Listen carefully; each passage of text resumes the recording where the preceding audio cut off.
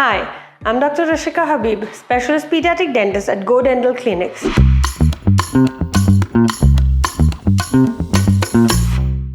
While cleaning and flossing your children's teeth at home is incredibly important, it isn't quite enough. Food and bacteria can build up over a period of time over the gum line, causing gum diseases or inflammation, which can only be cleaned by professional cleaning. Prolonged tartar buildup can lead to a disease called gingivitis, which is very easily treated and can be reversed in early stages. American Academy of Pediatric Dentistry recommends that your child's first dental appointment for dental cleaning be around age 1. So what does a typical dental cleaning appointment involve? It involves cleaning of the plaque, tartar buildup and stains if any, polishing of the child's teeth for a clean and healthy shine, and application of topical fluoride to strengthen the enamel.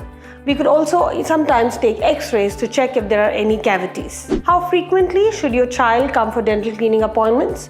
It is recommended that a child get cleaning done every 6 months or twice a year, sometimes more frequently if we see that the severity of plaque buildup is more. So what are the risks involved of not getting your dental cleanings done for your child?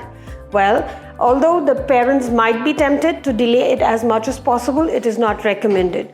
Having said that, it also gives us a very unique opportunity to build a rapport with your child and maintain a very good health, also alleviating their fears, if any. So what are you waiting for? Come visit us as soon as possible.